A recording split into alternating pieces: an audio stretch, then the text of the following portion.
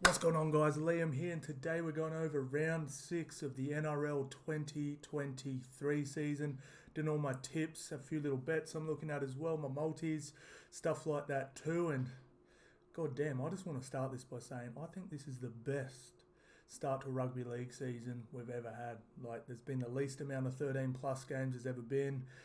Golden points, draw, double overtimes. It's been nuts. 2-point field goals. Oh, been so good to watch, and been absolutely loving it. And man, underdogs winning heaps of games. Like, man, I'm actually surprised that my sports bet account hasn't been drained, or actually slightly up on the year. And I'm telling you now, I think I've been lucky as hell that I've escaped a little bit of the carnage sometimes, maybe taking some early payouts and stuff like that, because it has been rough.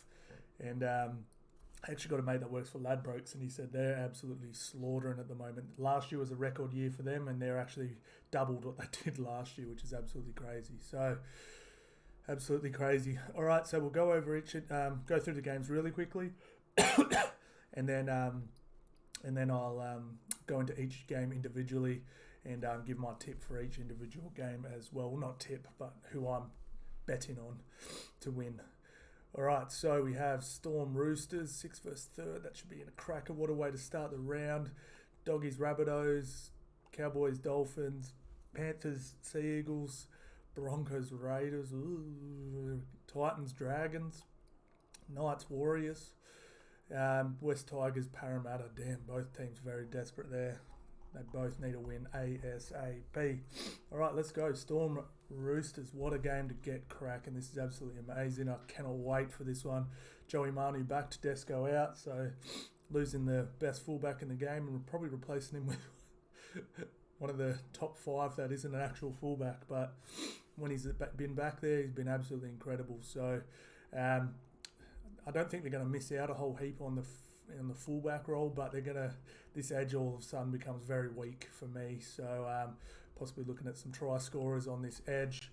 Jackson Paulo doesn't mind putting down a high ball as well. Drew Hudson, he's solid, but he's no Joey Manu.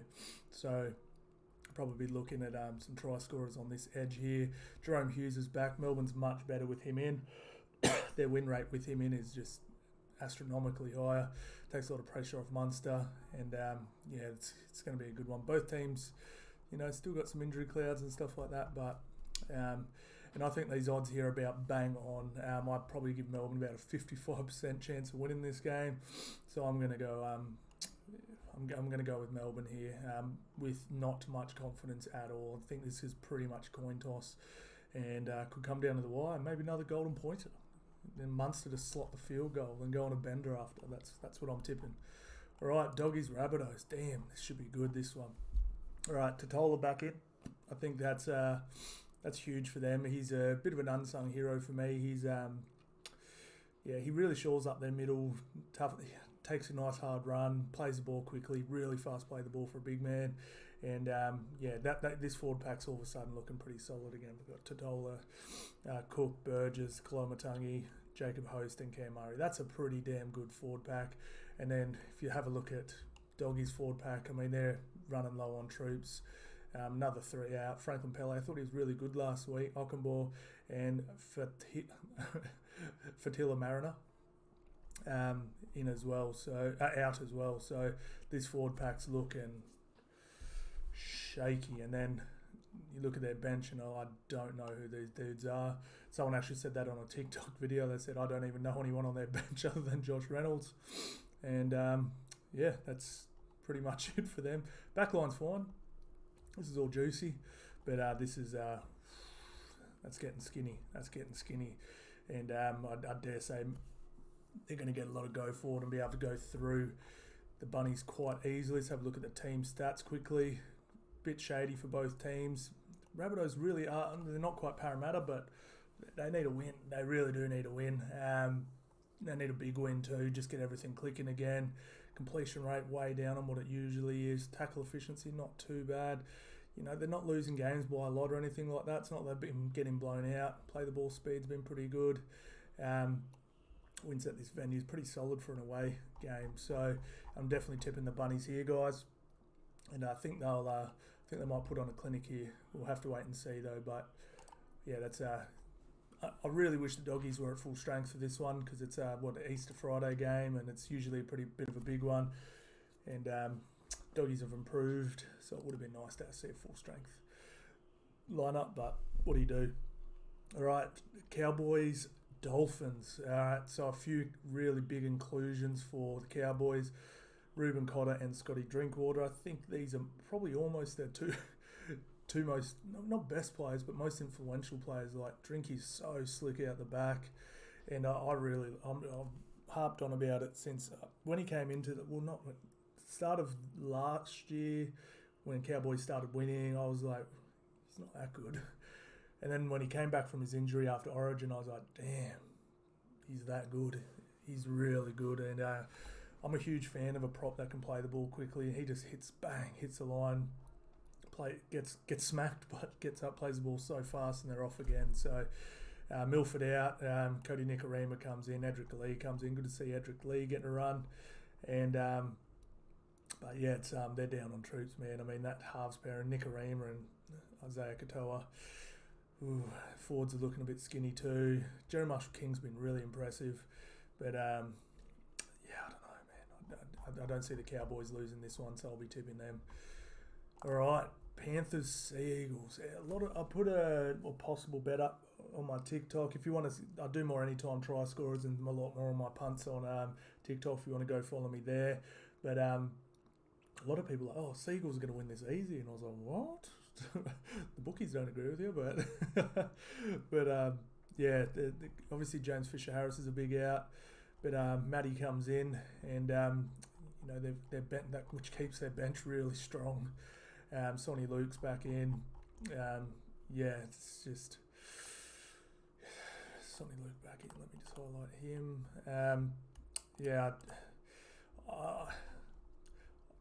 Saab's back, big inclusion. Suster's back. Travojevic is out, and Tuilopu. I can't say his name. I'm so bad at pronouncing all of the names, and I'd always apologise for it. I need to hear it about 30 times before I can say it. But Schuster's a big inclusion. I think this is a bit rough on the Sea Eagles, but I still do think the Panthers at home have the goods to get it done. Panthers have had their number the last couple of times. Wins this season, both two each, so relatively even. Points scored, I mean, they're starting to score points now. That was a little bit of the problem for them. Points conceded, still very low for 4 games. Points scored, points conceded. They've conceded a lot of points. Completion rate's a little low. Tackle efficiency, it's not bad, but a little low. Average points scored, 27. But average points conceded, that's way too high. And if some of the more average teams have been scoring that against them, Penrith will do it real quick. And this is where I think they might get them. That quick play the ball. They're just quick at playing the ball, man. And those outside backs just bang, bang, bang. He just gets hit. He just plays the ball so quickly. It's so hard to defend. And I'm going to pick the Panthers here. I'll probably pick them with a bit of a head start, but not a massive one. Maybe like 3.5 points or something like that. All right. Broncos, Raiders, man. Broncos flying high. No outs, really. It's just, business as usual for them. Raiders, Frawley's out. They're on their third string 6. Brad Schneider comes in, and they're just not looking good. Hey, if this was in Canberra, I'd give them a chance, but being in Brisbane, it's just, I don't see how they get it. I don't know. Canberra's just been a massive letdown for me this year. I think them and the Tigers have been massive letdowns for me.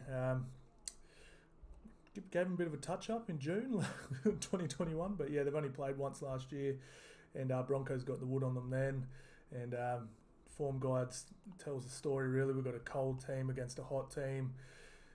Wins of this season, 100%, 20%. Points conceded, 136. Damn, 82. Almost flipped completely here. And then completion rate. Broncos do have to tidy this up a little bit if they're going to beat some good teams more regularly. But, who am I to judge with the 100% win rate? But I know even Kevy Walters wouldn't be happy with that. Tackle efficiency, average points scored 16, but look at that, average points conceded 27. That's not good enough. Broncos play the balls pretty damn quick too. I've really been liking their play the ball speed this year. I think Payne Haas is really... anyone that's followed me for a while, I was a little bit critical of him, and it was more, everyone was so impressed with his metres gain, but I was like, he'll get the ball, run up, hit the line, walk sideways, get held there, and then play the ball. I'm like, it's too slow. It's too slow, man. But now he's hitting the line, bang, he's actually getting tackled, getting up, playing the ball. Everyone gets so excited when you can't tackle a player. They just can't get him down. I'm like, that's why I like Ruben Cotter. I just mentioned Ruben Cotter. He gets smacked, but I think To'o would be an amazing prop because he'd run, bang, get hit and just yank the ball out. You're on the front foot again. Whereas when you run up to the line slowly, get hit, turn, walk sideways for 3 metres, and then get held there, and then it's too slow. It's too slow.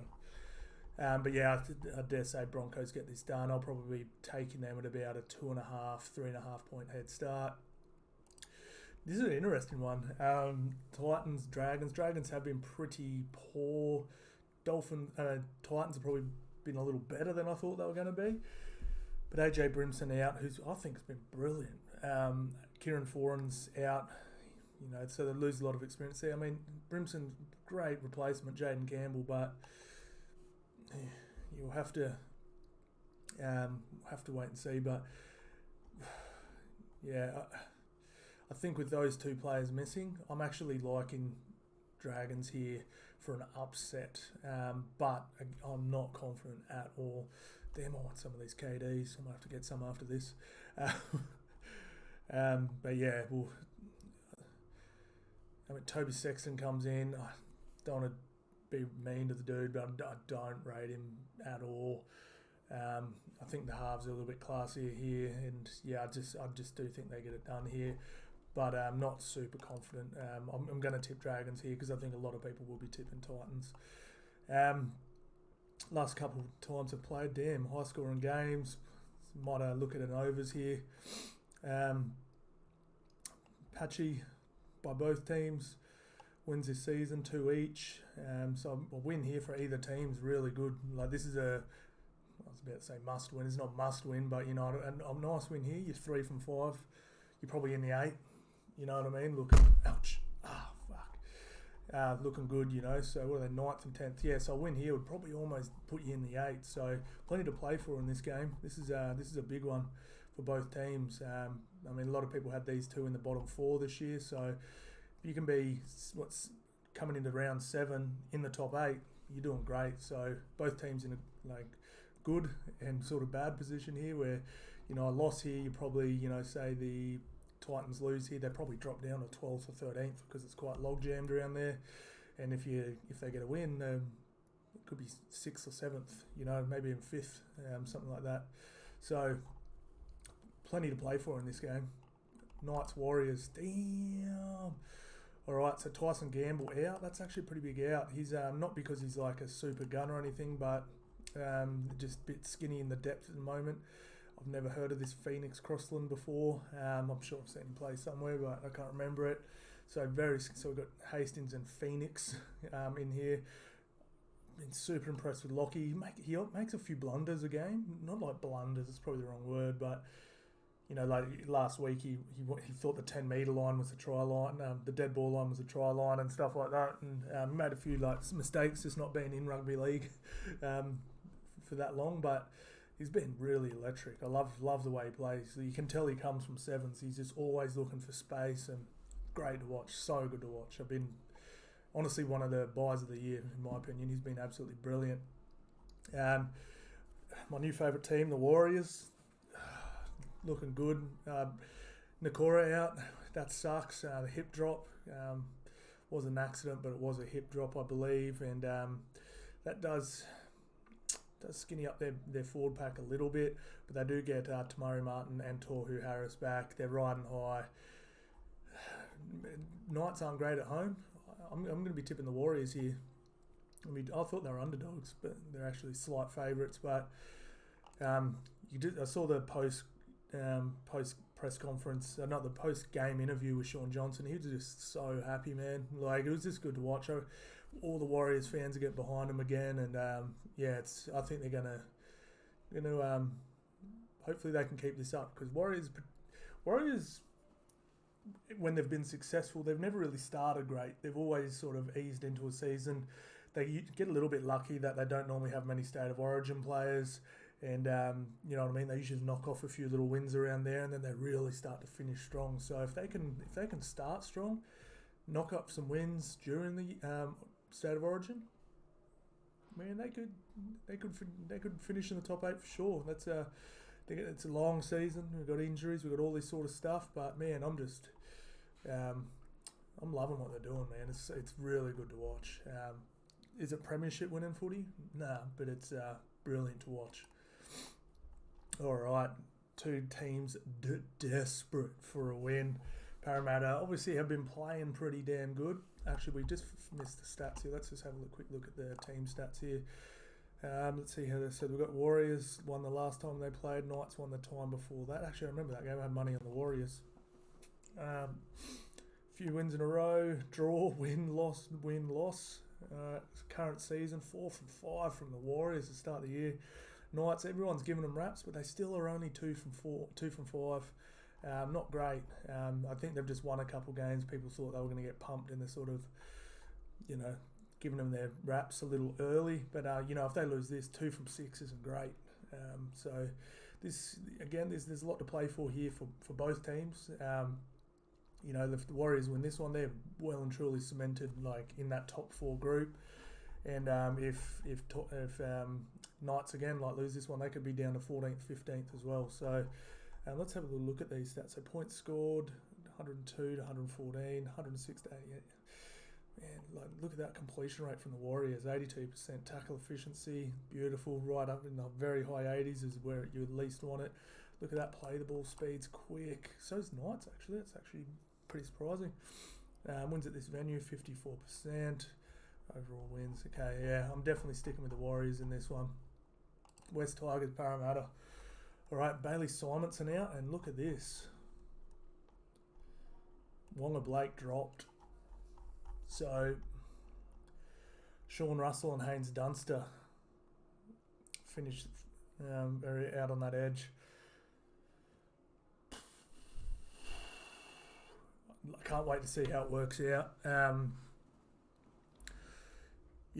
haven't seen these two play together. I've seen them both play, but I can't really remember it. This could be a disaster or a masterstroke. Dropping Wonga Blake. Someone said it the other day, as I actually really agreed with it. It's Guru on Bloke in a Bar podcast. I actually said this. I said Wonga Blake is one of the best athletes in there. I remember I got laughed at when I posted that. I'm like, he's a supreme athlete. And everyone's like, oh, what are you talking about? And then Guru said that on his podcast, I think he's a better athlete than a footy player. And then he went into detail and he said, I can't remember if it was his athletic coach or whoever it was, but someone that works with high-end athletes said Wonga Blake was the best they'd ever worked with. So I was so glad that I was like, I knew he was, because I heard, dunk a basketball, his form when he runs is flawless, and he's quick, and he's, you know what I mean? He's good, man. Athletically, he's amazing. It just doesn't, you can't always show it on a football field, your athleticism. But I think I sort of agree with him. I think Wonga Blake is a better athlete than he is a footy player, and that's unfortunate. But we have to wait and see. This Wiremu Greg, I think he was pretty damn good last week. He's got a shaved head now. I didn't recognise him out there last week, but obviously not close to Junior Paulo, but he held down the fort. RCG was a dominant prop, but Wiremu was really good. And Sean Lane back, huge inclusion. And what I thought was a bit strange, they put Hopgood to the bench. I personally would have probably put Brycey on the bench, Ryan Madison in at 12, and Hopgood in at lock. But maybe they're going to bring him on more as an impact player and run amok. And it would be pretty interesting because he's not big.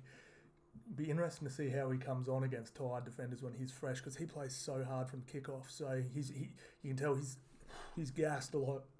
it'll be real interesting to see how he comes on. You know, like when he's coming on fresh and everyone else is tired, I think he could run amok. So I totally get where he's coming from. And to be honest, I thought Bryce Cartwright's been like incredible. Like, I'm not putting him up there with the best second rows in the game, but when I saw him there, I thought it was going to be like a massive weakness, and it was all right. I didn't really mind it, but Sean Lane back I think is huge for them. I noticed in all the games they lost, even the games they won, I noticed when they get on the front foot a little bit and they go left, Brown gets the ball, and when he turns, it's like, you know what I mean? If Sean Lane was there on that movement, he could either hit him flat. We all know how good an offloader Sean Lane is, and then, or because he's just that threat and everyone does know what he's. Then they go out the back and there's so much more room to move. Sort of like what Penrith did with Kikau, and you notice that wasn't there. And it's a subtle thing, but I definitely noticed it. I remember last year, whenever they just got a little bit got on the front foot a little bit, shift left, hit lane, go out the back of lane, which one they decided to do, and then something happened. And they've really missed that this year. Like, they could literally score on the left-hand side at will last year. I made so much money betting on their left edge to score tries. Last year it was nuts. But and Tigers just reeling. So they've got Charlie Staines back to fullback. I actually think he's been all right. I don't think he's been too bad. Dewey back at 6, Brooks at 7, but they're just... The funny thing is too, like, I don't know how to fix what they're doing. Like, they've got a better team than they've got a way better team than the Dolphins. Dolphins have got 3 wins this year. They haven't looked like winning the game. So yeah, it's pretty crazy. But this is interesting, man. But must win for both clubs. I mean, if pretty much this is a red line game for me for both teams. If West Tigers lose, I think they're not going to be competitive at all. Like, you can just pretty much chalk them up as that team that they're going to lose every week. And if Parramatta lose, their top 8 gone, top 4 gone, premiership gone. Like, you can just write that off. I still think they'll win plenty of football games this year because they just got a good team. But they're not doing any. If they're 1 and 6, they're not going to make the top 8. They're not going to make the top 4. They're not going to, win a premiership with that sort of stuff. You can start this. You don't have to start the season super strong. The back end of the season and the finals is obviously the most important part, but you can't dig a massive hole to dig yourself out of. You can dig a little hole, but not a massive one. It's very hard. But yeah, that's it. Jeez, we got through that quickly, guys. Damn. So let's just go through it quickly. So we're going Storm, Bunnies, Cowboys, Penrith, Broncos, Dragons, Warriors, Eels. All right, that's it. Thank you all so much for watching. If you've watched this long, you're an absolute legend, and I'll see you on the next one.